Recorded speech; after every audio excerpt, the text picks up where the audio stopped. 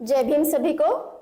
कहीं हम भूल न जाए, इस अभियान के अंतर्गत मैं मेघा काड़े यादें कांशीराम जी की इस कार्यक्रम में आप सभी का स्वागत करती हूँ। आज हमारे साथ बामसेफ के वरिष्ठ कार्यकर्ता माननीय NR उके सर मौजूद है। आप मान्यवर कांशीराम जी के साथ सन 1979 से जुड़े हैं। आपको इस मूवमेंट में आज पूरे 45 साल हुए हैं। आप ऑर्डिनेंस फैक्ट्री अंबाझरी विभाग में सुपरिटेंडेंट पद पर कार्यरत थे और सन 2006 में सेवानिवृत्त हुए हैं। जय भीम सर। जय भीम। आपका हमारे इस कार्यक्रम यादें कांशीराम जी की में बहुत बहुत स्वागत है। धन्यवाद। बढ़ते हैं सवालों की ओर। आप हमें ये बताइए कि आप तक मान्यवर कांशीराम साहब जी की मूवमेंट कैसे पहुंची? मुझ तक मान्यवर कांशीराम साहब के मूवमेंट वैसे तो 1976 में एक कर्मचारी ऑर्डिनेंस फैक्ट्री अंबाझरी में कार्यरत थे जिनका नाम था मानवटकर। ड्राफ्टमैन इस पद पर वो कार्यरत थे। वो मेरे पास लंच में आते थे और कहते थे कि कांशीराम जी साहब है, उन्होंने एक संगठन बनाया है जिसका नाम बामसेफ है, उसमें मेरे साथ आप चलते जाइए और जुड़िए इस मूवमेंट से। तो मैं उसको रिस्पांस नहीं करता था, सुनता था, अनसुना भी कर देता था। वो बहुत समझाने की कोशिश करता था, लेकिन मैं उसको कोई रिस्पांस नहीं दिया तो बोलता था, साहब फिर आप कम से कम 10 रुपया इस मूवमेंट को दिया करें। तो मैंने उस बात को मान लिया और 1976 से मैं उसको लगातार 10 रुपया दिया करता था। उसके बाद 1979 में एक RK गोंडानी नाम के कर्मचारी अकाउंट्स ऑफिस में ट्रांसफर होकर आए। तो उन्होंने भी बातचीत यहाँ पर छेड़ी होगी कि कौन कैसा काम करता है या नहीं करता। तो वो और मैं एक ही फ्लोर में काम करते थे। वो मेरे पास आए लंच में और कहने लगे कि उके जी, आपसे मुझे कुछ संगठन के बारे में बातें करनी है, तो बाहर में चलते हैं। तो हम बगीचे में गए, एडमिन बिल्डिंग के बाजू में बगीचा था, और उन्होंने फिर वो बामसेफ की जानकारी देना शुरू किया। तो मैं सुनने के बाद मैंने उनको कहा कि मैं तो काम नहीं करूँगा, जब तक कांशीराम जी को देखूंगा नहीं, सुनूंगा नहीं, तब तक कि मैं इस बामसेफ संगठन से जुड़ नहीं पाऊंगा। और बाद में 1979 में जब बेजनबाग के मैदान में 4 दिवसीय, मुझे लगता है कि 2, 3, 4 और 5 दिसंबर को राष्ट्रीय अधिवेशन हुआ, उस अधिवेशन में मैं सम्मिलित हुआ और पूरे देश भर से जो प्रतिनिधि के रूप में बामसेफ के लोग आए थे उनको सुना, साहब को सुना 3-4 दिन, और उसके बाद मैंने निर्णय लिया कि इस मूवमेंट से मैंने जुड़ जाना चाहिए। इस तरह से मूवमेंट उस तक पहुंची। जब आपको फुले शाहू अंबेडकर की मूवमेंट में जुड़ने के लिए अप्रोच किया गया तो आपकी प्रतिक्रिया कैसी थी? मुझे जब फुले शाहू अंबेडकर जी के मूवमेंट से जुड़ने के लिए कहा गया तो मैंने उनको कहा कि ऐसे संगठन बहुत सारे आते हैं और वो आते हैं तो खुद के स्वार्थ के लिए वो काम करते हैं, तो ऐसे संगठनों के साथ जुड़ने में मुझे कोई मज़ा नहीं आता या मैं कार्य करने में कोई तैयार नहीं होता। तो इसलिए कि वो कुछ दिन तक संगठन चलाते हैं और बाद में कुछ पैसा इकट्ठा करते हैं, मूवमेंट के नाम से पैसा लोग देते हैं और उसका वो दुरुपयोग करते हैं और संगठन निष्क्रिय बन जाता है। इसलिए मैं अभी इस समय में आपके संगठन के साथ नहीं जुड़ूंगा। कांशीराम साहब जी की ऐसी कौन सी बात थी जिसने आपको अधिक प्रभावित किया? मैंने को 1979 को जब 4 दिवसीय अधिवेशन में जाकर उनको देखा और वो सुनने के देखने के बाद उनमें जो आत्मविश्वास मुझे नजर आया, उनमें काम करने की जिद नजर आई और उन्होंने जो जो बातें कही तो मुझे लगा कि ये इंसान कुछ संगठन के बारे में कामयाब हो सकता है। तो उनका आत्मविश्वास और जिद मुझे बहुत प्रभावित कर पाई। क्या आप cycle March, Ambedkar Mela on wheel इस तरह के बड़े आंदोलन या कार्यक्रम का हिस्सा रहे हैं? मैं राष्ट्रीय स्तर का cycle March, Ambedkar Mela on wheel या अन्य राष्ट्रीय स्तर के आंदोलन इसमें मैं सहभागी नहीं हुआ हूँ, लेकिन हमारे ऊपर जो जिम्मेदारी दी गई थी, नागपुर शहर, हिंगना तहसील डिफेंस यूनिट, इसमें जो हम साइकिल मार्च निकालते थे उसमें मैं सहभागी होता था, क्योंकि मैं और डी.यू. केलजरे करके मेरे साथी थे, हम दोनों के ऊपर वो जिम्मेदारी थी। तो हम लोग बामसेप के माध्यम से या बीएसपी के माध्यम से साइकिल मार्च निकाला करते थे और उसमें हम सहभागी होते थे। आप जब इस मूवमेंट से जुड़े तो आप लोग किस तरह से काम करते थे और किस प्रकार की चुनौतियां आपके सामने आती थी और उन चुनौतियों का सामना आप किस प्रकार करते थे? हम जब काम करते थे तो मिलजुल कर करते थे। हमारा एक टीम वर्क होता था, 5-6 हम सब के साथी थे। तो हम पहले मीटिंग लेते थे, कोई भी काम करने के पहले हम बैठते थे और उसमें उस काम की चर्चा करते थे और उसके बाद उसकी अमल बजावनी करते थे। मिलजुल कर करने से हमें तो ज़्यादा तकलीफ नहीं होती थी, लेकिन हमारे सामने चुनौतियाँ तो 3-4 प्रकार की थी। एक तो ये चुनौती थी कि हमारे डिफेंस कॉलोनी में और पूरे हिंगना तहसील में आरपीआई का बोलबाला था और साथ में धार्मिक भी माहौल बना हुआ था। तो हम जिस क्वार्टर में जाते थे तो उस क्वार्टर में ये बातें पहले सामने आ जाती थी और हमने काम करने का तरीका ऐसा अपनाया था कि ड्यूटी से छूटे कि हम अपने कार्यकर्ता के क्वार्टर में नहीं जाते थे, हम जाते थे जिसको समझाना है उसके क्वार्टर में जाते थे। उसके क्वार्टर में जाके बैठते थे, उनके क्वार्टर में चाय भी पीते थे, कोई महिला अच्छी होती थी तो नाश्ता भी करा देती थी। तो हम लोग 2 लोग तो हर दिन जाते थे, मैं और केलजरे। बाकी साथी कभी आते थे कभी नहीं आते थे। तो जिसके भी घर में हम जाते थे तो वो कांशीराम जी के ऊपर पहले टीका टिप्पणी करते थे और कहते थे कि भाई आप ये चमार का काम क्यों करते हैं। तो चमार नाम की एक बड़ी चुनौती थी कि ये चमार शब्द को कैसा निकाला जाए इनके दिमाग से, तो एक चुनौती थी।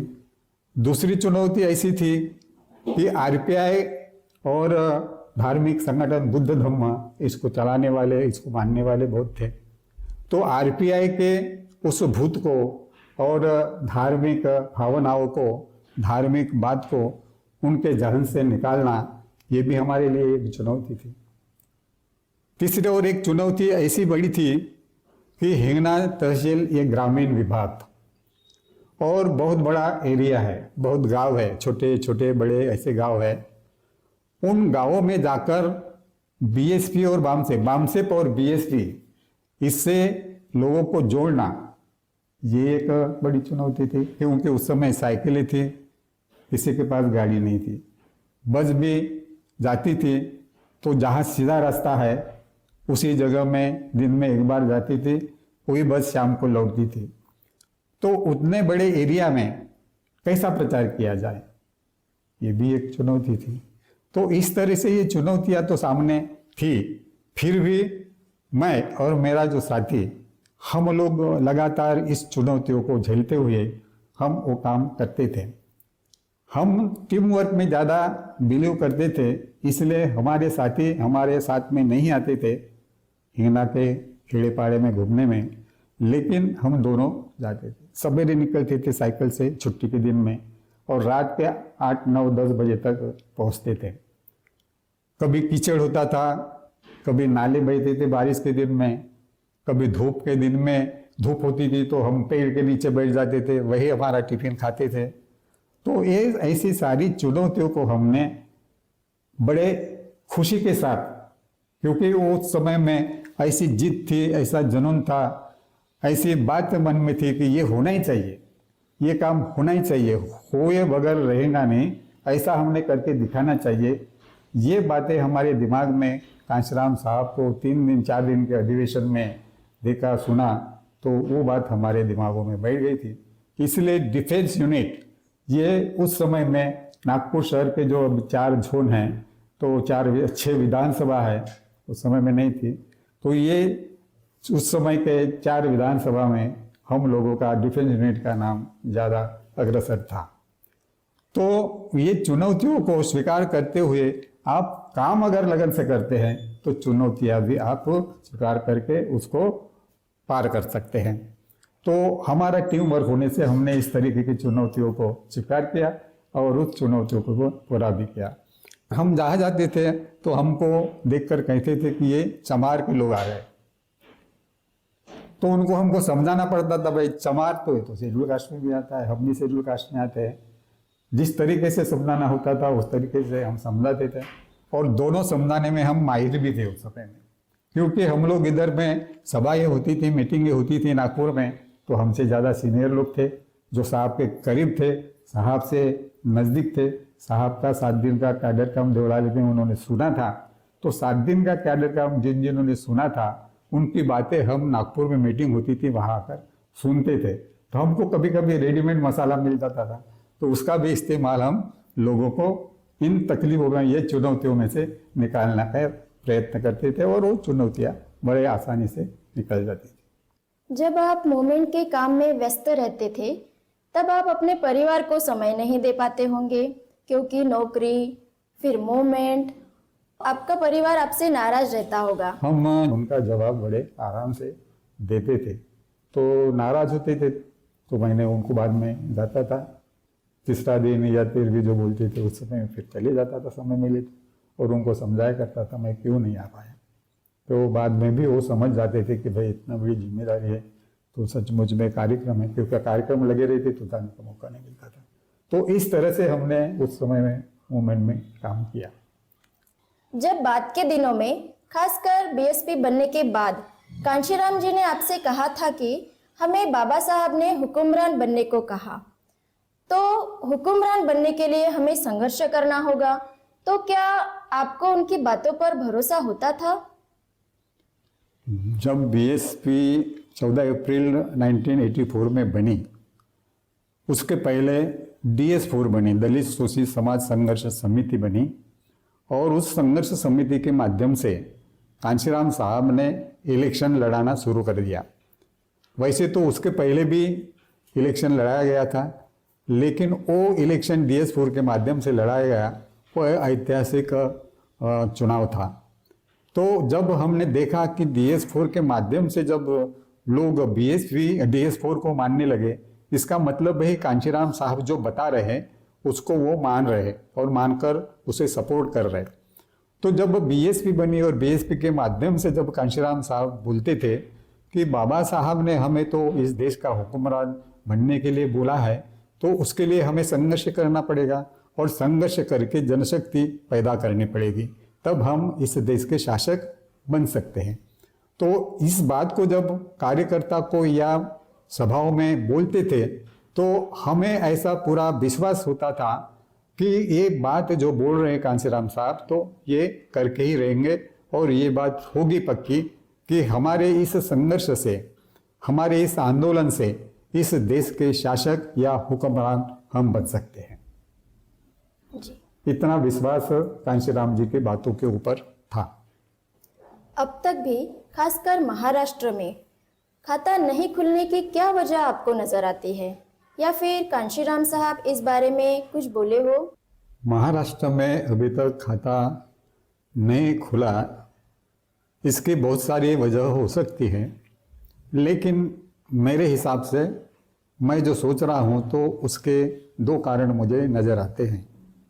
एक तो कारण ये है कि कांशीराम साहब चमार इस कम्युनिटी होने के कारण, और दूसरा ये कि आरपीआई और अन्य आम्बेडकरवादी जो पार्टियां हैं, उन पार्टियों का नुकसान मनोवादी पार्टियां होने देना नहीं चाहते थे। ये दूसरा कारण। पहला कारण चमार का होना इसलिए पचनी नहीं पड़ता था क्योंकि मीडिया ने और लोगों ने उस तरह से प्रचार और प्रसार किया था कि पंजाब का एक चमार आकर महाराष्ट्र में अपनी बात को आगे बढ़ाएगा और क्या उस चमार के नेतृत्व में आप काम करोगे। तो आरपीआई के लोगों को और महार लोगों को, बुद्धिस्ट लोगों को ये बात बहुत अच्छी तरह से समझ में आती थी, इसलिए वो बीएसपी को सपोर्ट बहुत कम किया करते थे। दूसरी बात, मनोवादी पार्टियां जो थी उनको बहुत डर था। डर ये था कि यदि महाराष्ट्र में अगर बीएसपी ने एक भी एमएलए चुनकर लाया या खासदार चुनकर लाया तो इसका असर जो है पूरे देश में बहुत बड़े पैमाने पर होगा, क्योंकि महाराष्ट्र ही ऐसा एक स्टेट था जिस स्टेट से पूरे भारत देश में कांशीराम साहब ने अपने मूवमेंट को और बीएसपी को फैलाया। तो इस वजह से वो सारी पार्टियां एक हो जाती थी, मनोवादी पार्टियां, और आरपीआई के जितने ग्रुप थे, जितनी पार्टियां थी, या आम्बेडकरवादी बोलने वाले की जितनी पार्टियां थी, उनको वो सपोर्ट करते थे। उनके सारे साधन सामग्री पैसा वो देते थे, अभी भी देते आ रहे हैं, ये हम लोग अभी भी देख रहे हैं। तो वो उस समय में बीएसपी को हमारे लोग सपोर्ट नहीं करना चाहते थे। उनको भी डर लगता था कि अगर बीएसपी खाता खुलती है तो हमारा क्या होगा। इस डर से वो उन मधुवादी पार्टियों को अंदरूनी तौर से मदद करती थी। मीडिया उनके प्रचार के लिए बहुत सारी जगह देती थी, अपने पेपर में, रेडियो पे, टीवी पे, लेकिन बीएसपी के बहुत अच्छे सभाएं होती थी, बहुत अच्छे कार्यकर्ता लोगों में जाके समझाते थे, बात उनकी समझ में भी आ जाती थी, लेकिन एक रात भर में वो भाषा पलटा दिया जाता था। तो इस तरह से वो बात हो गई। पहले साहब ने बाद में देखा कि अभी ये बात महाराष्ट्र में बनने लायक नहीं है, तो उन्होंने अपने कार्यकर्ताओं को बोला कि देखो भाई, मैं इतनी कोशिश कर रहा हूँ, फिर भी यहाँ पर आप लोग एक खाता भी नहीं खोल पा रहे, तो मुझे ऐसा लगता है कि ये नज़दीक में जो छत्तीसगढ़ है और मध्य प्रदेश है, इसमें हम जब कामयाब हो जाएंगे तो अपने आप महाराष्ट्र भी तैयार हो जाएगा और ज़रूर यहाँ पर खाता हम लोग खोलें। महाराष्ट्र में जो मूवमेंट का विभाजन समय समय पर होता रहा है, फिर सन 1986 में, फिर 1996-97 में, और फिर कांशीराम साहब जी के बीमार पड़ने के बाद 2005-06 में, और फिर 2015 में, आप इन सभी चीज़ों को कैसे देखते हैं? महाराष्ट्र में समय समय पर विभाजन हुआ है और बाद में 1986 और 1996, 97, बाद में 2006, 2005 ऐसे। तो ये विभाजन होना ये वाजबी था और वाजबी आज भी है, क्योंकि जहाँ भी पक्ष तैयार हो जाता है, पार्टी तैयार हो जाती है, तो उस पार्टी में इस तरह से उतार चढ़ाव हो जाता है। कुछ लोग, कुछ कार्यकर्ता ऐसे स्वार्थी वृत्ति से उस पार्टी में आ जाते हैं कि वो अपना स्वार्थ जब कामयाब होते नहीं देखते तो वो अलग हो जाते हैं और एक दूसरा पक्ष वो बनाते हैं। इसलिए मैं जब भी इस मूवमेंट या इस पार्टी को अपनी नज़रों से देखता हूँ तो 1986 हो या 1996, 97 हो या 2005, 2006 हो या 2015 हो, ये जो घटनाएं घटी तो इससे मुझे दुख तो जरूर हुआ, लेकिन आश्चर्य नहीं हो, क्योंकि मैं जानता था कि इस तरह से पार्टियों में, संगठन में होते रहता है। और हमारा संगठन और हमारी पार्टी जो है ऐसे समाज के लोगों की है कि जिन्होंने कभी इस तरह से काम करते हुए कभी खुद को भी नहीं ढाला या दूसरों को भी नहीं देखा। उनको जब ये देखा गया कि भाई एक कांशीराम जी जो चमार समाज का है और मायावती जो कुमारी है और चमार समाज की है, ये जो लोग आगे बढ़ रहे और हम नहीं बढ़ रहे, हम पुरुष होके भी नहीं बढ़ रहे, तो हमने नहीं बढ़ने से तो किसी को भी मदद करना चाहिए, तो इसलिए वो अलग अलग होते गए। इससे बहुत लोगों को आश्चर्य हुआ, बहुत लोगों ने टीका टिप्पणी भी की कि ये पार्टी कांशीराम जी की वजह से और मायावती के वजह से अलग अलग लोग हो रहे, कार्यकर्ता हो रहे हैं। तो मेरे दृष्टिकोण से मैंने जो सोचा कि ये होना वाजिबी है, आगे भी होते रहेगा, इसमें मुझे कोई आश्चर्य नहीं है। कांशीराम जी बाबा साहब के सच्चे अनुयायी थे, इस पर आपकी क्या राय है? बाबा साहब के सच्चे अनुयायी मान्यवर कांशीराम जी थे, इसमें कोई शक शुबा नहीं होना चाहिए, ऐसा मुझे लगता है। क्योंकि मैं जो समझता हूँ कि कांशीराम जी एक पंजाब के रहवासी थे, महाराष्ट्र के पुणे में एक डिपार्टमेंट में DRD में काम करते थे, और उन्होंने जब बाबा साहब के बारे में सुना और उसके बाद एक किताब पढ़ी, एनिहिलेशन ऑफ कास्ट, और वो ये किताब पढ़कर इतने प्रभावित हुए कि उन्होंने निर्णय ले लिया कि मुझे अभी बाबा साहब के मिशन को आगे बढ़ाना चाहिए, चाहे कोई बढ़ाए या नहीं बढ़ाए, ये मेरी अपनी जिम्मेदारी है, और मेरी अपनी जिम्मेदारी जब है तो मैंने उस जिम्मेदारी को निभाना चाहिए। और ये सोचकर उन्होंने अपने सर पर कफन बांधा और वो काम करने के लिए निकल पड़े। मैं समझता हूँ कि महाराष्ट्र के हम महार समाज के या बुद्धिस्ट समाज के लोग बाबा साहब के खून का, हमारे खून में, पूरे शरीर में खून का कतरा कतरा है। बड़े बड़े भाषण स्टेज से देते हैं, लेकिन आज तक के ऐसा कोई माई का लाल मुझे नज़र नहीं आया कि जिन्होंने अपनी नौकरी भी छोड़ी या जिन्होंने शादी नहीं की। इसलिए मुझे पूरा भरोसा है कि कांशीराम जी और बाबा साहब के पक्के अनुयायी नहीं तो कार्यशील अनुयायी है, सिर्फ अनुयायी नहीं है, वो कार्यशील अनुयायी है, इसमें किसी ने भी शक नहीं करना चाहिए, ऐसा मुझे लगता है। आपको क्या लगता है आज बाबा साहब का रथ किस ओर जा रहा है और इस पर हमारी क्या जिम्मेवारी है और इसका बहुजन समाज पर क्या परिणाम हो रहा है? मेरे नज़रों से मैं देखता हूँ तो बाबा साहब का रथ आज के समय में जहाँ है वही है, जहाँ BSP ने उस रथ को लाकर खड़ा किया था, आगे बढ़ाया था, उसी जगह ऐसा मुझे लगता है।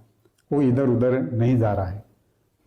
अब इसको बढ़ाने के लिए हमारी जिम्मेदारी क्या है, ये जब मैं समझता हूँ तो हमारी जिम्मेदारी बहुत बड़ी है। जिस तरह से काम करने के लिए कांशीराम साहब ने कहा, उस तरीके से हम लोग काम नहीं कर रहे हैं, वो हमने करना चाहिए, उस जिम्मेदारी को हमने निभाना चाहिए। तो बाबा साहब का रथ फिर से आगे वो बढ़ेगा, और आगे ही नहीं बढ़ेगा तो जैसा कांशीराम जी थे और जैसा वो रथ दौड़ता था वैसा और दौड़ सकता है। आज देश के और मूवमेंट के हालात देखकर क्या आपको बेचैनी और परेशानी होती है? हाँ, आज देश के और मूवमेंट को हालात देखकर मुझे बेचैनी भी होती है और परेशानी तो बहुत ज़्यादा होती है, क्योंकि हमने कांशीराम साहब के साथ जो काम किया और करते आ रहे हैं, और आज जो काम हो रहा है वो काम मिशन के हिसाब से, मूवमेंट के हिसाब से ठीक नहीं हो रहा है। ये ज़्यादा परेशानी की बात है। हमारे कार्यकर्ताओं ने उस परेशानियों को, उस बेचैनी को दूर करने के लिए उस तरीके से काम करना चाहिए जिस तरीके से कांशीराम साहब ने हमको सिखाया है। लोग जोड़ने की एक प्रक्रिया होती है जिसे आपने कांशीराम साहब से कार्यान्वित होते देखा है, तो क्या आपको लगता है कि आज भी मूवमेंट को आगे बढ़ाने के लिए उसी तौर तरीकों की आवश्यकता है? हाँ, आज भी उसी तरीके की आवश्यकता है, और साथ में आज के ज़माने में कुछ नए नए फार्मूले अडॉप्ट करना पड़ेगा, क्योंकि तब मोबाइल नहीं होते थे और मोबाइल के साथ साथ साधन इतने बड़े पैमाने पे अभी उपलब्ध है वो नहीं होते थे। तो इसलिए आज के समय में कुछ तौर तरीके में बदल करना पड़ेगा, लेकिन बेसिकली जो है तौर तरीके तो वही अपनाने पड़ेंगे। उस तौर तरीके में बहुत ताकत है। जैसा हमें बताया गया था, हम जुड़े तो पहले जोड़ने के लिए हमको बताया गया था कि भाई आप कर्मचारी के घर घर जाइए, उनको समझाइए, उनको समझाने के बाद उसको कन्विंसिंग मीटिंग में बुलाइए। कन्विंसिंग मीटिंग में बुलाने के बाद जितने कन्विंस लोग होते हैं जिससे आपने संपर्क किया है, उसके बाद उनको कैडर कैंप में बैठाइए, और कैडर कैंप में 1 दिन के बैठाने के बाद फिर 2 दिन के कैडर कैंप में बैठाइए। तो ये प्रोसेस ऐसी है कि इस प्रोसेस से अगर आप जाएंगे तो आपका कार्यकर्ता पक्का बन जाता है और वो इधर उधर नहीं हो जाता। जो कार्यकर्ता स्वस्वार्थ के लिए जुड़ जाता है वो तो किसी भी पक्ष में, किसी भी संगठन में रहेगा तो वो तो निकल जाएगा। इसलिए वो प्रक्रिया तो चाहिए ही चाहिए, लेकिन आज के बदलते हुए परिवर्तनवादी परिस्थिति में हमें अपने नए नए भी तरीके अपनाने पड़ेंगे। अंत में आप हमारे युवा कर्मचारियों, विद्यार्थियों और आने वाली पीढ़ियों को क्या संदेश देना चाहेंगे? अभी मैं देखते आ रहा हूँ और अनुभव कर रहा हूँ कि जो भी संदेश दिया जाता है महापुरुषों के बारे में, उस संदेश को सुनकर अनदेखा किया जाता है। उस संदेश को सुनकर उस हिसाब से काम नहीं किया जा रहा, ऐसा अनुभव आ रहा है।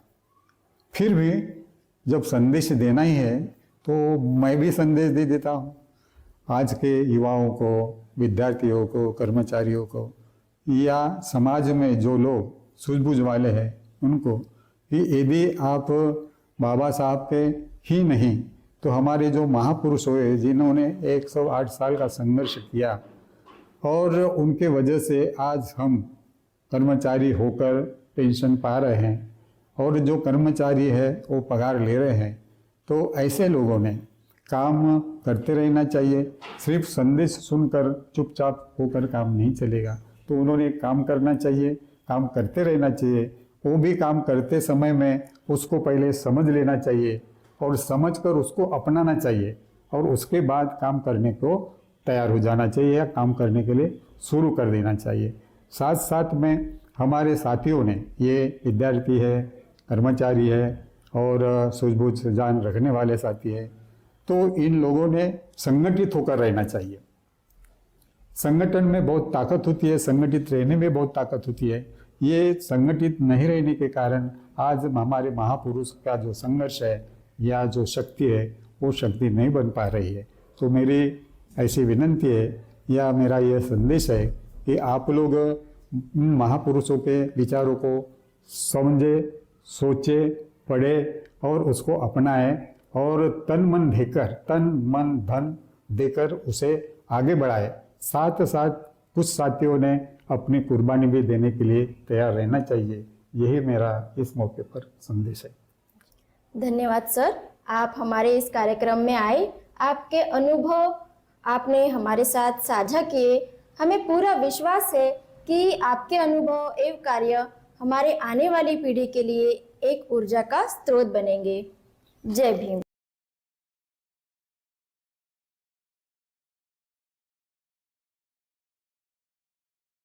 आपको और इस KHBN टीम को मैं धन्यवाद देता हूं, इसलिए कि उन्होंने यहाँ बुलाकर मुझे और यहाँ एक मुलाकात देने के लिए संधि उपलब्ध कराई, इसलिए उस टीम को भी मैं धन्यवाद देता हूँ। जय भीम, जय भीम, जय भारत।